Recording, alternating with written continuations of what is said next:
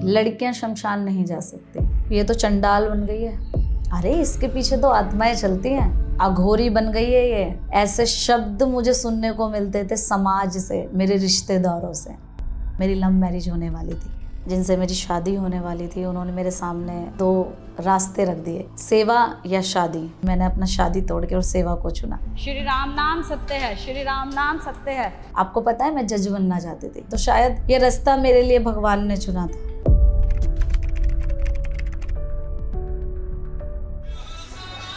मेरा नाम पूजा शर्मा है और मैं नंद नगरी में रहती हूँ, जो कि दिल्ली का एक नॉर्थ ईस्ट इलाका है। मेरी उम्र 28 साल है। मैं पिछले 3 सालों से 5000 से ज़्यादा लवारिस लाशों का अब तक दाह संस्कार कर चुकी हूँ, जिसके अंदर अलग अलग धर्मों के शव शामिल हैं, हिंदू, मुस्लिम, सिख, ईसाई। वो शव जिनकी किसी भी कारणवश परिवार का पता नहीं लग पाता है, या वो लोग जिनका इस दुनिया में कोई नहीं है। मैं हमेशा से ऐसी नहीं थी। मैं वही लड़की थी जो छिपकली और कॉकरोच से डरा करती थी, और अगर गली में किसी की मृत्यु हो जाए तो घर से बाहर नहीं निकलती थी, इस डर से कि भूत है मुझे चिपट जाएंगे। ये सेवा एक ऐसी हारी हुई बहन ने शुरू करी, जिसके आंखों के सामने उसके भाई को बेकसूर मार दिया गया और वो उसे बचा नहीं पाई। मुझे आज भी वो वक्त याद है, 13 मार्च 2022। एक छोटे से झगड़े में मेरी आंखों के सामने मेरे बड़े भाई को गोली मार दी गई। जब मैं उनको लेके हॉस्पिटल पहुंची तो वहाँ डॉक्टरों ने उनको मृत घोषित कर दिया, क्योंकि भाई की हत्या एरिया में हुई थी। लोगों से पापा को पता चल चुका था कि भाई इस दुनिया में नहीं रहा। ये सदमा मेरे पिता बर्दाश्त नहीं कर पाए, वो कोमा में चले गए। मेरा भाई मतलब मेरे दोस्त की तरह था। मैं उनसे अपनी हर छोटी से छोटी चीज़ें शेयर किया करती थी।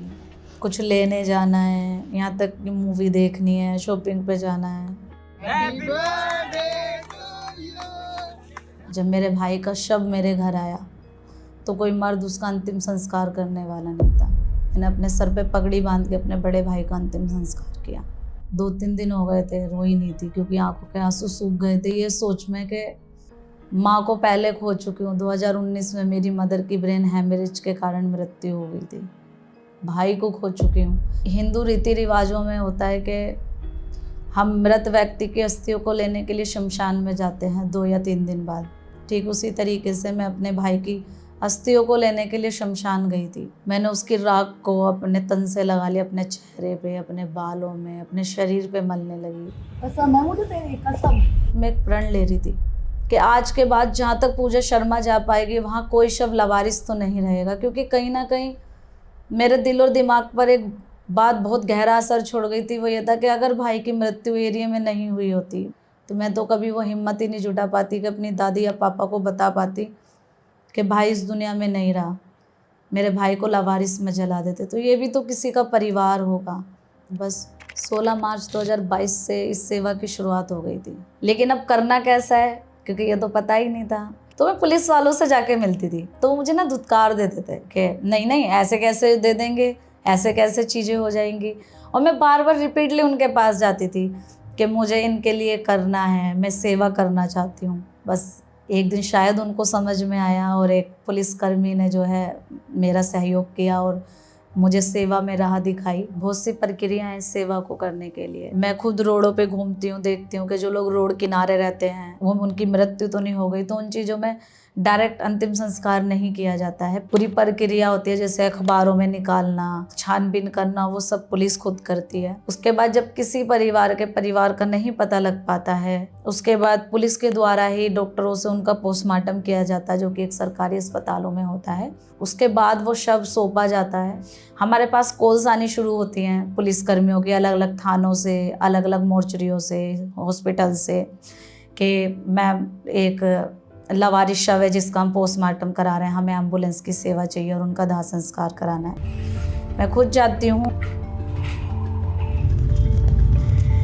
मेरे घर से अभी जहाँ पे हम जा रहे हैं बॉडी लेने, तकरीबन 1.5 से पौने 2 घंटे लगते हैं। मोस्ट ऑफ द मैं एम्बुलेंस में ही चलती हूँ, लेकिन जैसे कई बार होता है कि एक टाइम पर ही 2-3 हॉस्पिटल से कॉल आ जाती है, तो फिर एम्बुलेंस एक जगह से बॉडी लेके दूसरी जगह पहुँचती है और मुझे फिर कभी कभी ऑटो भी लेना पड़ता है।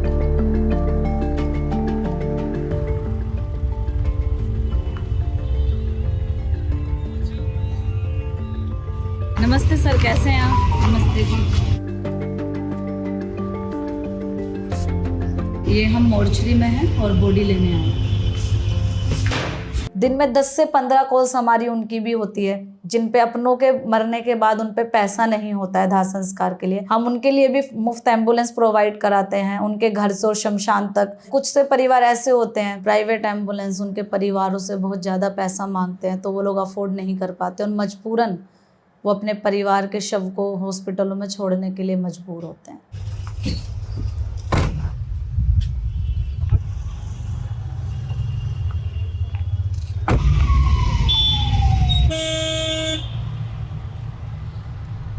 इस एम्बुलेंस में अभी मैं 2 डेड बॉडीज लेकर जा रही हूँ और ऐसे ही मेरे पास 2 एम्बुलेंस हो रहे हैं जो अलग अलग हॉस्पिटल्स से बॉडी कलेक्ट करने के लिए गई है। जिस दिन हम पे ज़्यादा बॉडीज होती हैं उस दिन हम एक ही शमशान घाट पे सभी बॉडीज को लेकर जाते हैं। आज ये सभी बॉडी एक ही शमशान घाट पर जा रही हैं क्योंकि ये सभी हिंदू हैं।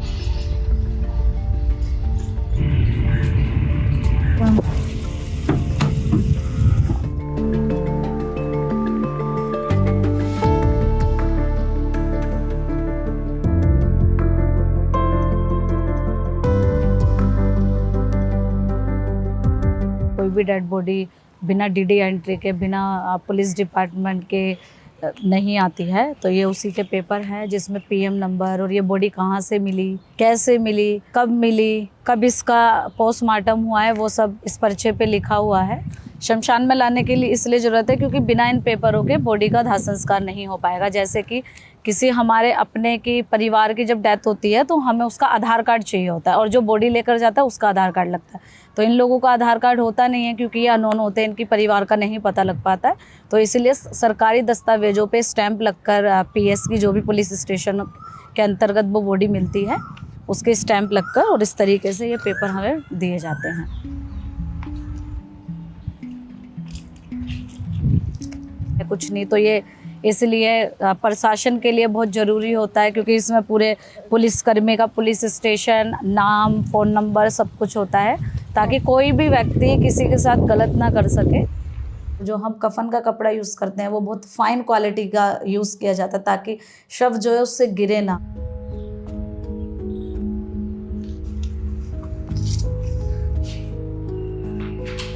श्री राम नाम सत्य है, श्री राम नाम सत्य है, श्री राम नाम सत्य है, श्री राम नाम सत्य है, श्री राम नाम सत्य है, श्री राम नाम सत्य है, श्री राम नाम सत्य है, श्री राम नाम सत्य है, श्री राम नाम सत्य है, श्री राम नाम सत्य है।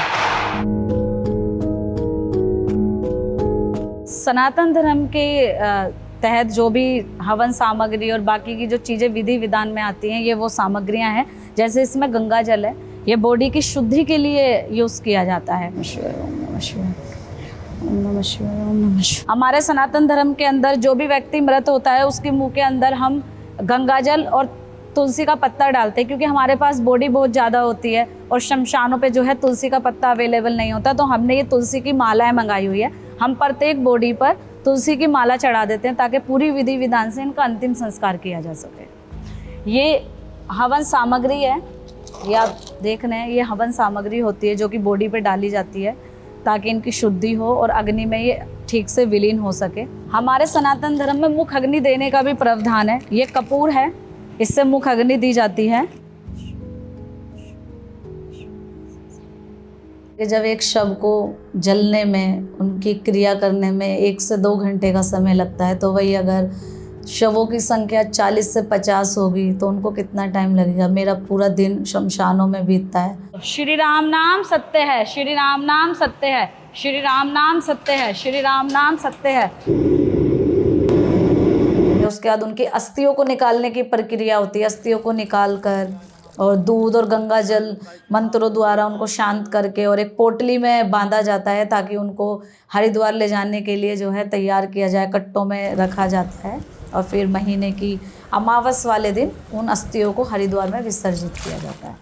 ओम सर्गाय लोकाय स्वाहा जल्दी पावका हो। मुझे आज भी याद है कि जब मैं फर्स्ट टाइम शमशान में एक लवारिस शव को लेके गई तो वहाँ पे जो पंडित थे ना वो मेरे सामने डंडे लेके खड़े हो गए कि तुम हमारा सनातन धर्म बर्बाद कर रही हो, तुम तो हमारा धर्म को बदनाम कर रही हो। सनातन धर्म में लड़कियां अंतिम संस्कार नहीं कर सकती, तो तुम कैसे कर सकती हो? मैं जब भी शव लेकर जाती वो मुझे मना करते। मैं सिर्फ उनसे एक ही बात बोलती, आप मुझे वो धार्मिक किताब दिखा दीजिए, वो ग्रंथ दिखा दीजिए, वो वेद दिखा दीजिए जहाँ ये लिखा है कि लड़कियां अंतिम संस्कार नहीं कर सकती, मैं आज ही इस सेवा को छोड़ दूंगी। लेकिन क्योंकि ऐसा था ही नहीं, तो वो मुझे मना कैसे कर सकते थे? आज वही लोग हैं जो मेरे इस काम को अप्रिशिएट करते हैं और बोलते हैं कि महिलाओं को दाह संस्कार करना चाहिए। इसके अलावा एक दिन का मैं आपको वाक्य बताऊं तो मैं एक मुस्लिम लवारिस शव को कब्रिस्तान लेकर गई और वहाँ पे लोगों ने ऑब्जेक्शन उठा दिया। मौलाना जी ने ऑब्जेक्शन उठा दिया कि जी हमारे धर्म में तो लड़कियां कब्रिस्तान में नहीं आ सकती। तो मैंने मौलाना जी से पूछा कि मौलाना जी क्या ऐसा कुरान में लिखा है? तो वो कहते हैं नहीं, कुरान में नहीं लिखा। कुरान में ये लिखा है कि एक लड़की से मेहनत का काम नहीं करा सकते। तो मैंने पूछा मौलाना जी, एक लवारिस पुण्य आत्माओं को, एक व्यक्ति को आपके अल्लाह के चरणों तक पहुंचाने में कैसी मेहनत, एक कब्र खोदने में कैसी मेहनत? तो उन्होंने सोचा और मेरी तरफ देखे तो कहते हैं ठीक है तुम तो मानोगे नहीं, करो। फिर मैंने कहा मौलाना जी, आखिरी जो नमाज होती है वो तो आप ही पढ़ोगे, क्योंकि मैं तो हिंदू हूँ, मैं नहीं कर सकती। उसके बाद आप यकीन करेंगे कि मैं उस सेम कब्रिस्तान में 300 से ज़्यादा लवारिस मुस्लिम शव को दफन कर चुकी हूँ और वो मौलाना जी आज मेरे जो काम को है वो अप्रिशिएट करते हैं। पहले तो किसी को पता ही नहीं चला था कि मैं इस तरीके की सेवा कर रही हूँ, लेकिन जब धीरे धीरे मेरी वीडियोस वायरल होने लग गई, लोगों को पता चलना शुरू हुआ, मेरे बचपन के दोस्तों ने मेरे से रिश्ता तोड़ दिया, मेरे रिश्तेदारों ने मेरे घर आना छोड़ दिया। मुझे आज भी याद है कि एक दिन मैंने अपनी सहेली को फ़ोन किया तो वो मुझे बोलती है कि मुझे ना फ़ोन मत किया कर, मम्मी पापा ने मना किया है कि तेरे साथ ना आत्माएं चलती हैं, अगर हम तेरे से बात करेंगे या तू हमारे घर आएगी तो हमारा घर बर्बाद हो जाएगा, वो आत्माएं हमारे घर में आ जाएगी। रिश्तेदारों ने तो ये तक बोला कि अब इसकी शादी नहीं होगी, ये तो अघोरी बन गई है। जब मैं सेवा में आई थी तो मेरा रिश्ता पक्का था, मेरी सगाई हो गई थी, तो जिनसे मेरी शादी होने वाली थी उन्होंने मेरे सामने ऑब्जेक्शन उठा दिया और 2 रास्ते रख दिए कि सेवा या शादी। वो उन्होंने मुझे एक नाम दिया था चंडाल का, कि वो तो चंडाल बन गई है। मैंने अपना शादी तोड़ के और सेवा को चुना, क्योंकि मेरा 7 साल का रिश्ता था, मेरी लव मैरिज होने वाली थी,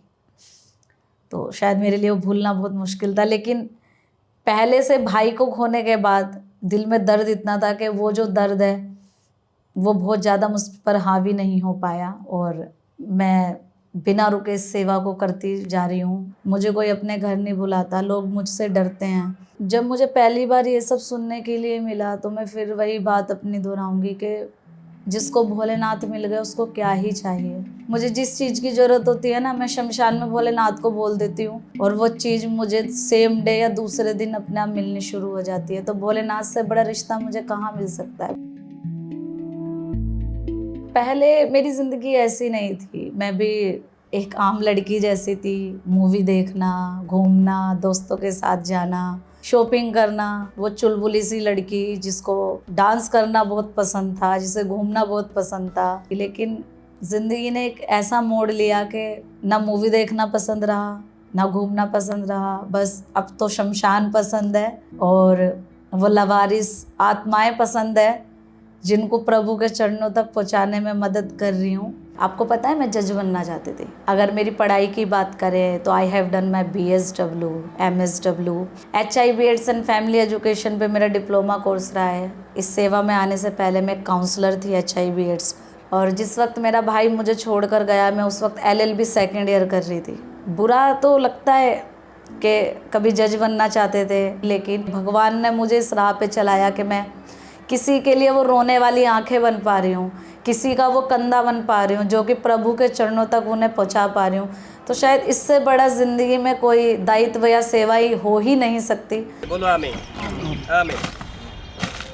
प्रभु जी आपका धन्यवाद, सोती सारी बातों के लिए हम तेरा ही धन्यवाद देते हैं। हमारा महीने में तकरीबन 8 से 10 लाख रुपए का खर्च आता है, जिसके अंदर हमारी जो मुफ्त एम्बुलेंस चलती है उनका पेट्रोल, ड्राइवर की सैलरी, क्रिश्चियन पर बॉडी हमारा 10 से 12 हज़ार का खर्चा आता है। उसी तरीके से पर मुस्लिम शब पर हमारा 8 से 10 हज़ार का खर्चा आता है। वहीं अगर मैं सनातनी शव की बात करूँ तो शमशानों में क्या है, दिल्ली के अंदर एमसीडी की तरफ से फर्नेस जो है मुफ्त प्रोवाइड कराई जाती है, तो फर्नेस का कोई चार्ज नहीं देना पड़ता है। हमारा जो चार्ज लगता है वो कफन का कपड़ा, लकड़ियाँ, बांस, जो अन्य सामग्रियाँ हैं जो कि विधि विधान में आने वाली है, उसका चार्ज लगता है। तो एक सनातनी रीति रिवाजों में तकरीबन 5,000 से 1500 से 2,000 व 5,000 का हमारा खर्च आता है। जैसे हम अस्थियों को लेकर जाते हैं महीने में एक बार हरिद्वार, वो सब मिलाकर हमारा 8 से 10 लाख का खर्च आता है। लेकिन बहुत मुश्किल है इस सेवा को अकेला करना। किसी महीने में 3 से 4 लाख रुपए की मदद मिल पाती है, किसी महीने में 1.5 से 2 लाख की मदद मिल पाती है। सब डिपेंड करता है सोशल मीडिया पे। अगर सोशल मीडिया पे कोई वीडियो वायरल हो जाए तो लोगों का सपोर्ट 10, 20, 50, 100 रुपये के रूप में मिलता है, तो एक मदद मिल जाती है।